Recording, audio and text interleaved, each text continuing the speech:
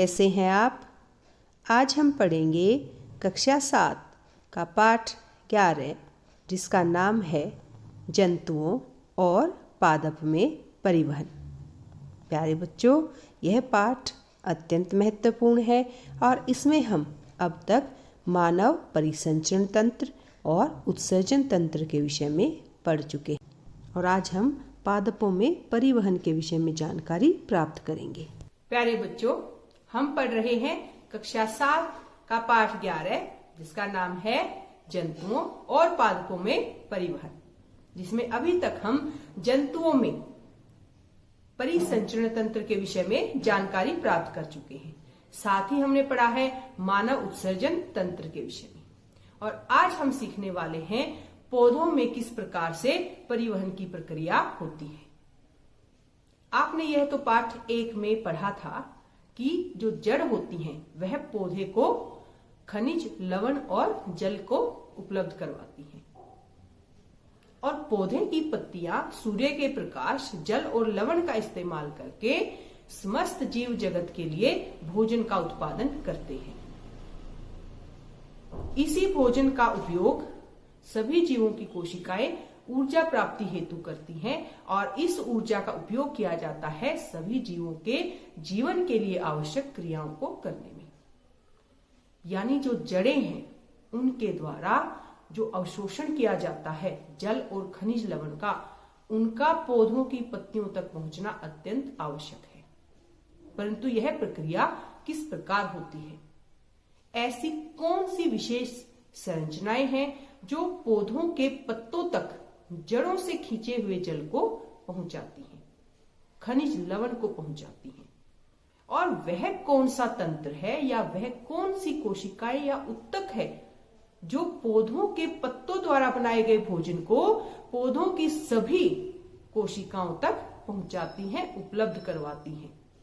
यह सभी जानकारी हम आज के पाठ में सीखने वाले हैं। आइए शुरू करते हैं अपना आज का पाठ। प्यारे बच्चों, पादप में पदार्थों के परिवहन को समझने के लिए आइए हम समझते हैं सबसे पहले कि एक पादप का बेसिक स्ट्रक्चर यानी मूलभूत संरचना कैसी होती है। जब आप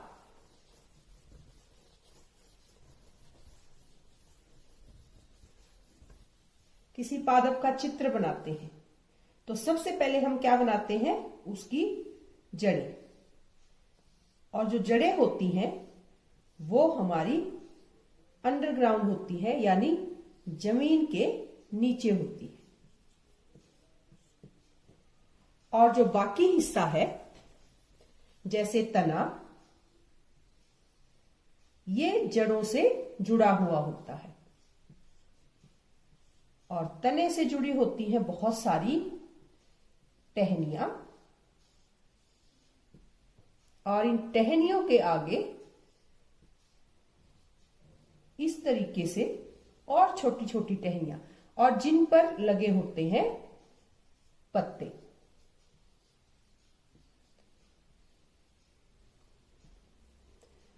ये एक आधारभूत संरचना होती है किसी भी पादप की। इस हर अंग का यानी जड़ का, तने का, टहनी का और पत्तों का, सभी का अपना एक विशेष महत्व है और कार्य है। जड़ें जल को और लवण को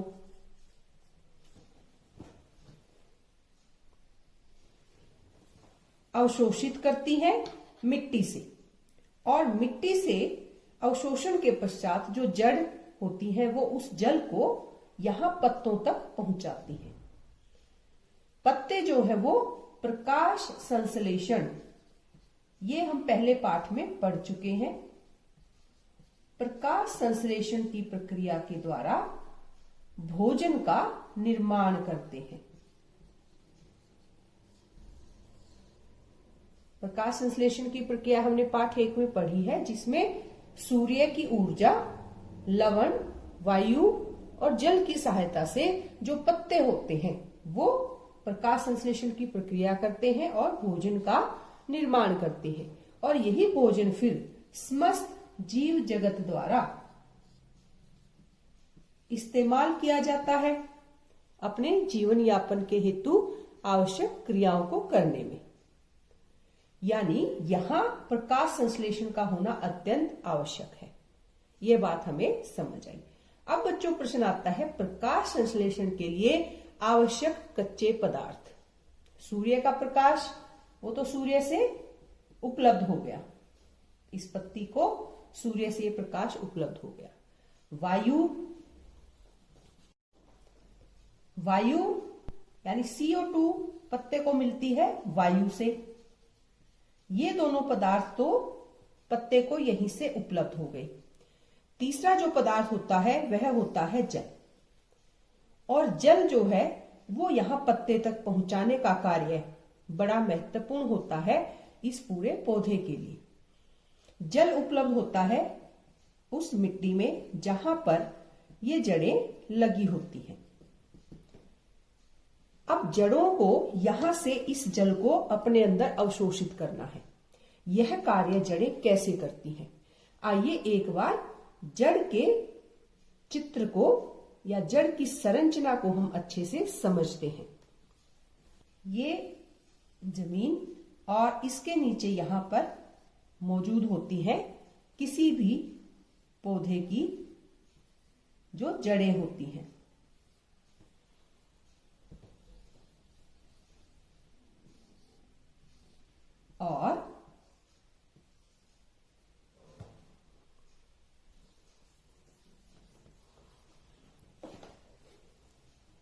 और जब आप किसी पादप की जड़ों को ध्यानपूर्वक देखते हैं तो इन जड़ों के यानी मूल, जड़ का दूसरा नाम क्या है?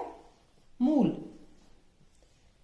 और ये आप जो देख रहे हैं इनके साथ जब आप आगे देखते हैं, ये यहां पर आपको बहुत बारीक बारीक, जितने आगे जाएंगे उतने बारीक रोम जैसी संरचनाएं आपको नजर आएंगी। ये इनको हम कहते हैं रोम। और क्योंकि ये मूल यानी जड़ में पाए जाते हैं, इनका नाम हो गया मूल रोम। क्या हो गया? मूल रोम। ये जो है ये बहुत महत्वपूर्ण होते हैं मूल रोम, क्योंकि ये मिट्टी के अंदर तक धंस जाते हैं और मिट्टी के अंदर उपलब्ध जल के कणों को अवशोषित कर लेते हैं। इस तरीके से ये इन कणों को अवशोषित कर लेते हैं। और जल में घुले होते हैं लवण।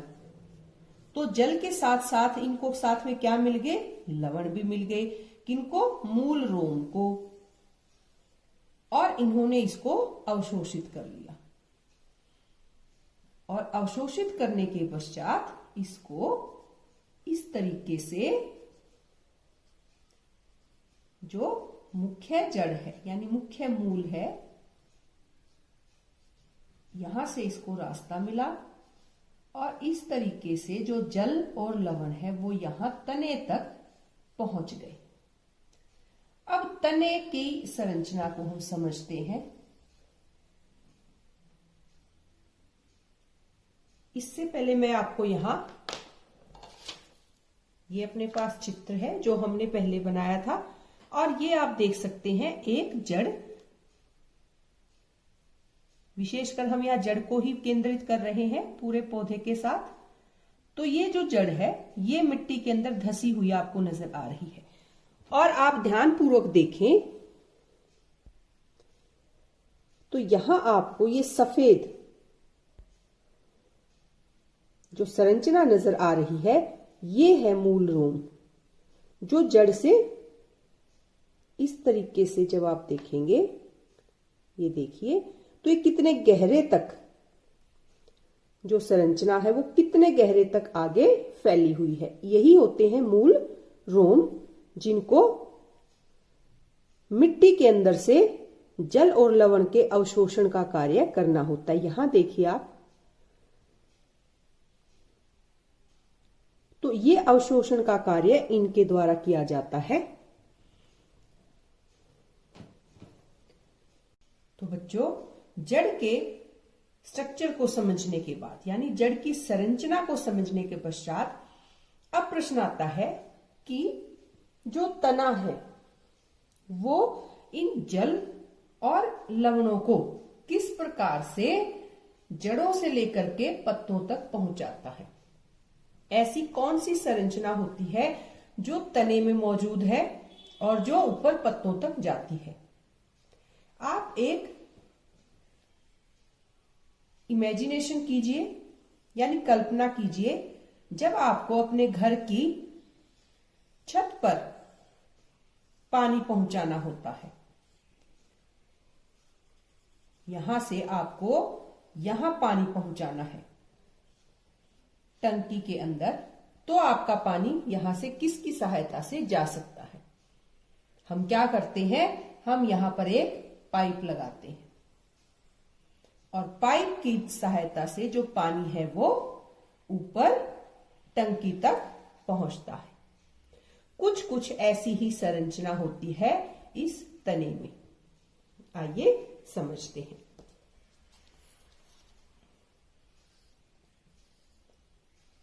जड़ के द्वारा अवशोषित जल को तने के अंदर पाइप जैसी, जिस प्रकार से पाइप होती है वैसी ही संरचना होती है और इनको हम कहते हैं वाहिकाएं। क्या कहेंगे, वाहिकाएं, यानी वहन करने वाली, जल का वाहन करने वाली ये संरचनाएं जल को जड़ों से लेकर के यहां तक लेकर के आती हैं। इन संरचनाओं को विशेष प्रकार की कोशिकाओं से बनाया जाता है। एक विशेष कोशिकाएं जो इन वाहिकाओं को बनाती हैं और ये कोशिकाएं बनाएंगी उत्तक, और उस उत्तक का नाम क्या है, संवहन उत्तक।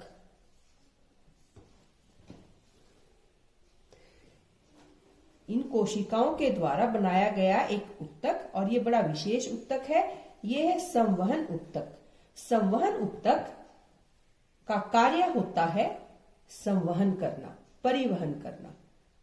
और परिवहन किस चीज का कर रहा है, ये जल का।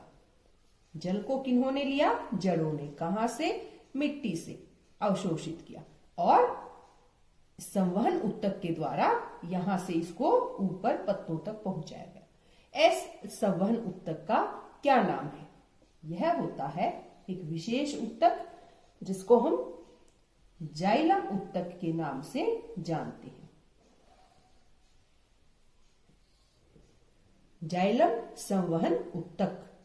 और जाइलम का काम होता है जल को पौधे में जड़ से लेकर के ऊपर पत्तों तक पहुंचाने का। तो ये जो कार्य है, ये इसकी जो संरचना होती है, यह होती है बिल्कुल एक जैसी पाइप होती है इस प्रकार से। और उत्तक जो है ये, अगर हम यहाँ उत्तक की मैं आपको परिभाषा दूं तो उत्तक जो है वो कोशिकाओं का एक ऐसा समूह होता है जो किसी जीव में किसी विशेष कार्य को करता है। और यहाँ इसका विशेष कार्य है जल का संवहन करना, इसीलिए इसका नाम है संवहन उत्तक। और संवहन उत्तक कौन सा, जाइलम। तो इस प्रकार से जाइलम संवहन उत्तक की सहायता से जड़ों के द्वारा अवशोषित जल पत्ते की जो आवश्यकता है वहां तक पहुंचता है, तने से होता हुआ। और यहाँ पर ये विशेष संरचना वाले होते हैं जाइलम संवहन उत्तक। प्यारे बच्चों, हमें यह जानकारी मिली कि जड़ों से लेकर के पत्तों तक एक विशेष संरचना होती है जो पाइप के जैसी होती है। इसको आप समझ सकते हैं ठीक ऐसे ही जैसे आप जल को किसी पाइप की सहायता से नीचे से मकान की ऊपरी मंजिल तक पहुंचाते हैं। तो ठीक इसी प्रकार की संरचना पाई जाती है पौधों में, और उस संरचना का नाम होता है जाइलम। जाइलम वह उत्तक है जो पौधे की जड़ों के द्वारा अवशोषित किए गए जल और खनिज लवण को पौधे के पत्तों तक पहुंचाने का रास्ता बनाती हैं। यह हमने अभी सीखा। अब हम देखते हैं कि वह कौन सी ऐसी संरचना है जो पौधे के पत्तों के द्वारा बनाए गए भोजन को पौधे के सभी अंगों तक पहुंचाती है। यानी हम सीखने वाले हैं फ्लोएम के विषय में। बच्चों, अब मैं आपसे एक प्रश्न पूछती हूँ। जड़ों से जल का परिवहन हो गया, पत्तों तक जल पहुंच गया। पत्ते ने अपना जो कार्य था प्रकाश संश्लेषण का, वह पूर्ण कर लिया। और प्रकाश संश्लेषण से क्या बना? भोजन,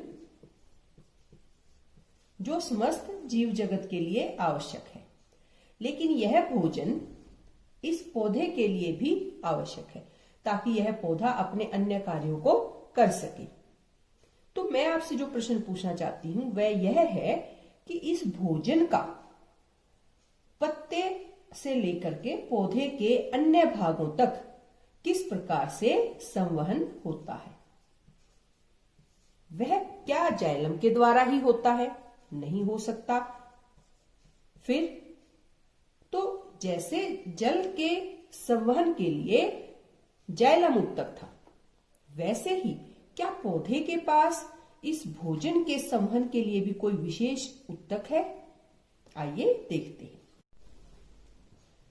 तो पत्ती के द्वारा प्रकाश संश्लेषण से बनाया गया फल या भोजन,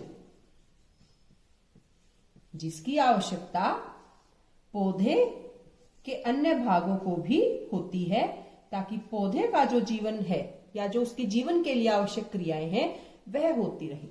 तो इसीलिए पत्ते के द्वारा बनाए गए भोजन का स्थानांतरण भी आवश्यक है। यानी पौधे के जो पत्ते ने भोजन बनाया वो उसके हर भाग तक पहुंचना अत्यंत आवश्यक है। यह किस प्रकार से होता है? तो बच्चों, जिस प्रकार से जल के संवहन के लिए संवहन उत्तक होता है जाइलम, इसी प्रकार से इस भोजन के संवहन के लिए भी संवहन उत्तक होता है जिसका नाम होता है फ्लोएम। फ्लोएम संवहन उत्तक। और उत्तक की परिभाषा तो अभी हमने सीखी है, ऐसी कोशिकाओं का एक समूह जो किसी विशेष कार्य के लिए बनता है।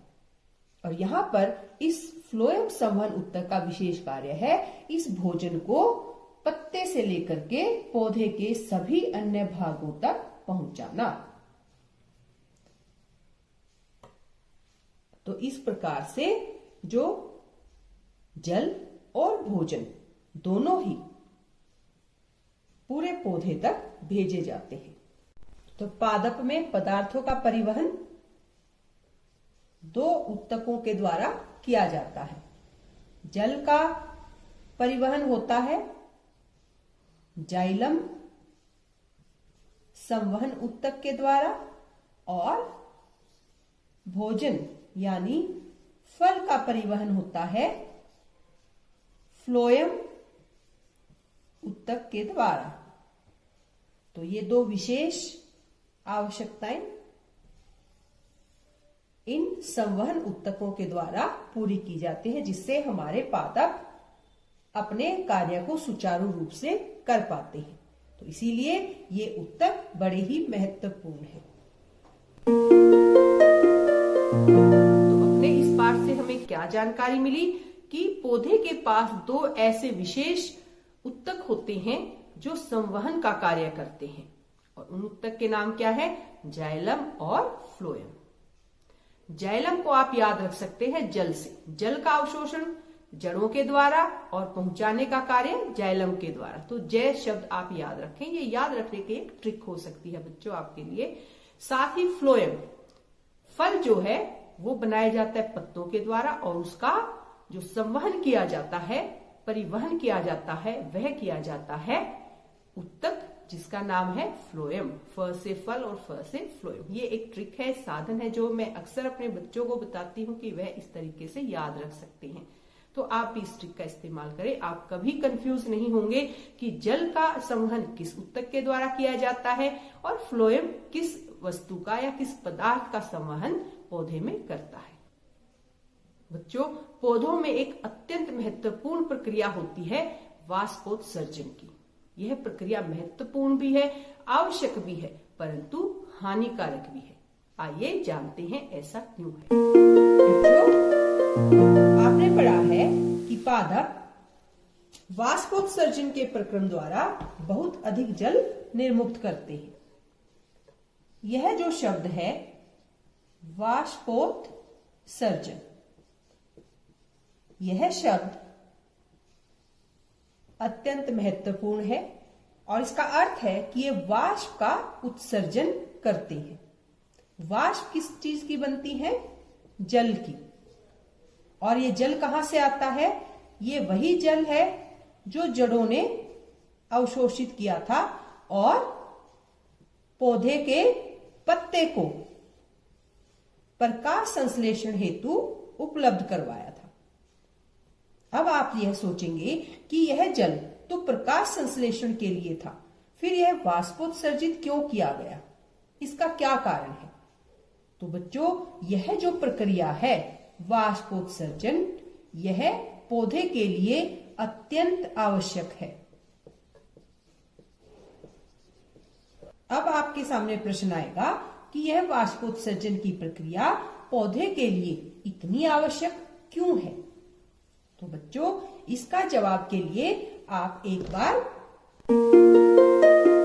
याद कीजिए कि जब आप किसी कोल्ड ड्रिंक से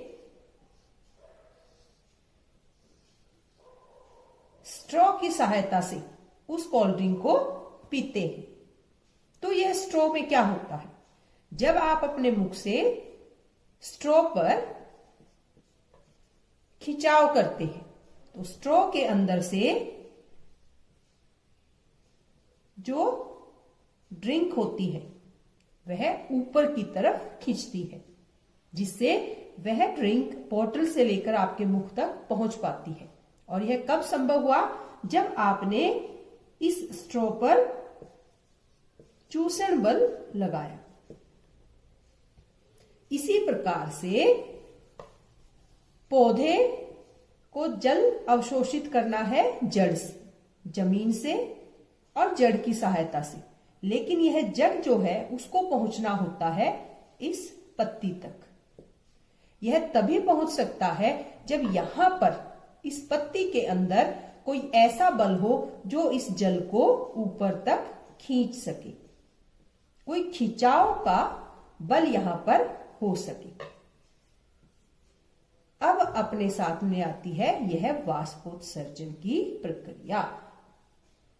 इस प्रक्रिया से पत्ती में एक चूसण बल बनता है, एक अभिकर्षण होता है, एक खिंचाव होता है,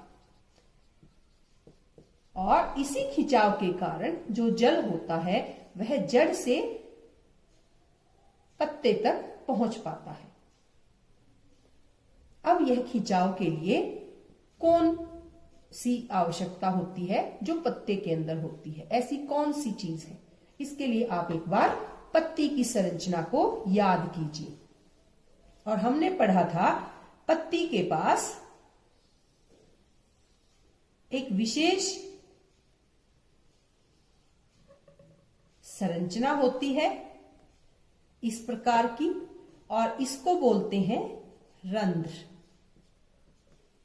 यानी ऐसे बहुत से रंध्र इस पत्ती के सतह पर मौजूद होते हैं, जो जब खुलते हैं तो इसके अंदर से जल की वाष्प वायु के अंदर निर्मुक्त हो जाती है, और इसी निर्मुक्त होने के कारण जो जल है वह नीचे जड़ से लेकर तने की सहायता से ऊपर पत्ते तक खींचा जाता है। इस प्रकार से वाष्पोत्सर्जन की प्रक्रिया पूर्ण होती है। अब आप समझे कि वाष्पोत्सर्जन क्यों आवश्यक है। अगर वाष्पोत्सर्जन नहीं होगा तो पत्ती को आवश्यक जल उपलब्ध नहीं होगा। इसका नुकसान क्या है? इसका नुकसान यह है बच्चों कि वाष्पोत्सर्जन के कारण पौधे को अत्यधिक ऊर्जा जल के खिंचाव के लिए खर्च करनी होती है और साथ ही बहुत सारा जल जो पौधा इतनी मेहनत से खींचता है वह वायु के अंदर निर्मुक्त हो जाता है। अब आप कहेंगे वाष्पोत्सर्जन का फायदा और क्या हो सकता है? तो एक फायदा तो यह है कि इसकी वजह से पौधे को आवश्यक पानी उपलब्ध होता है और दूसरा है यह पादप को ठंडा रखने में अत्यंत सहायक होता है। तो दो फायदे हैं वाष्पोत्सर्जन के। यह है अपना वाष्पोत्सर्जन का महत्व और आवश्यकता। तो आइए अब एक नजर डालते हैं हमने इस पाठ में क्या क्या सीखा।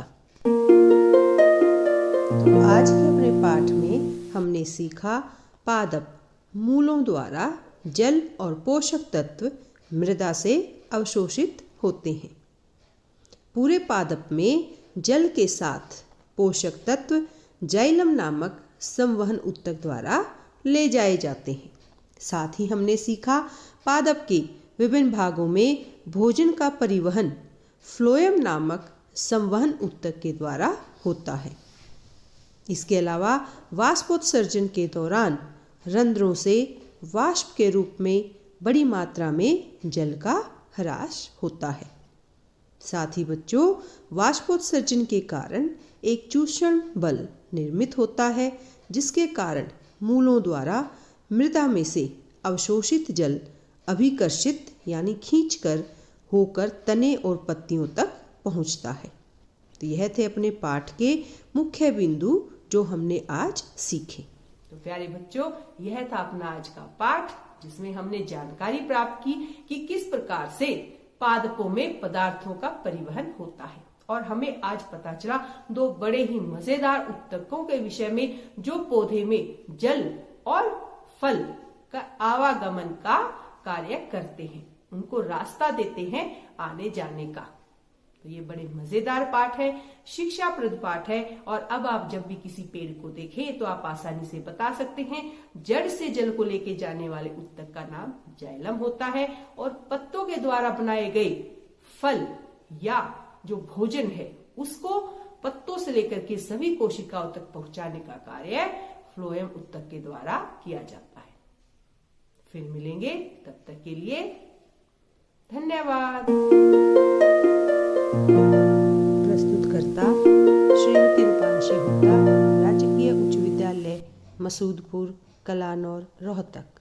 मार्गदर्शन श्रीमती सविता अहलावत, SCER।